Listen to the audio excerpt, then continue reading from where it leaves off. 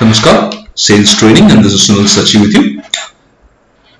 On the picture here, you see that's a very famous sales, I would say, the best trainer is Brian Tracy, which I've seen related to sales topic.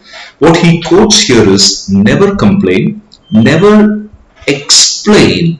Come on, give me a minute, let me explain. No. A salesperson should never complain, never try to explain his mistakes. Resist the temptation to defend yourself or make excuses. So, sales is all about understanding, planning, and executing. So, let's start today's training. Size of customers' commitment. Now, what this means is customer actually will always value, are they getting what they are paying for? As simple as that. The building of perceiving value is probably the single most important selling skills in large sales. So we are going to have two types of sales here, small sale and large sale. So the bottom of any sale is, are you providing the value for what you sell? So if you're selling something, if this is costing X amount, does it stand the value for that particular product? So what you pay is what you get, and that's all related to value. The ongoing relationship. So that's something most important. Most major sales involve an ongoing relationship with the customer. That's because large purchase usually requires some post-sale supports, which means the buyer and seller must meet one or more times after the sale. Those people selling major goods or service usually generate most of their business from developing their existing customers. So existing customers are very important when you're talking about large sales. So that's where the whole process of building a long-lasting relationship, trust, all this is very important on large sales. In a small sale, often it's one-off event where the buyer will never meet the seller again. So for example, maybe railway station where a person just buys few things once he buys and that's gone. So that's the small sale. So there's a huge difference between the large sale and the small sale mentality of how to execute it. The ongoing relationship. In a small sale, it's relatively easy to separate the seller from the product.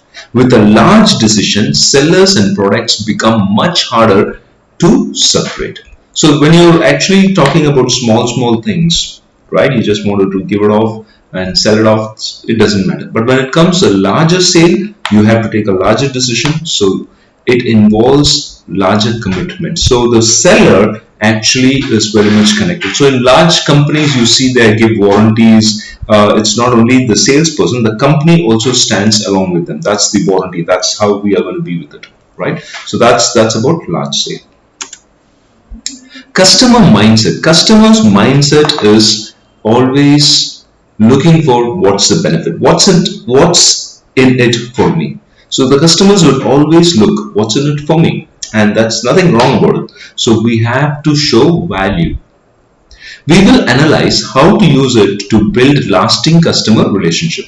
As a sales grows larger, customers put more emphasis on the salesperson as a fact of the decision. In a large sale, product and sellers may become inseparable in the customer's mind.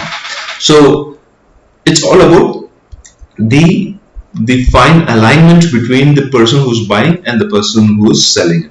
So if I know the person who's giving me something and if I can hold him responsible, then he would be able to sell larger products, larger sales. The risk of mistakes. The risk of mistakes, what it means is taking risk. In a small sale, customer can afford to take more risks because the consequences of mistakes are relatively small. I would advise you to be careful because of the risk involved in large decisions. A prospect customer usually discussion and shares the decision with others in the organization. So I have seen salesperson who are good in influencing an individual customer's emotion, but who fail because the customer cannot communicate this emotion element to the decision makers. So what it clearly makes, what we understand here is, when it comes to large sale, it has to be properly documented. It has to have things in more clarity, because once the salesperson is communicated to the person, he has to in turn communicate to the organization. So the change of role is happening, but if there is no clarity, then comes the entire process of reliability. So clarity in large sales are very important. So documentation, warranties, what's been offered and what you get in return, it has to be documented. Small scale, small businesses, if it's 10 rupees, you take it and you forget it. But when it comes to larger decisions, complete clarity is a must, and that's how large sales are successful. All right. So that's about it. And this section, I want to thank you all for your time and have a blessed time. Jai Hind.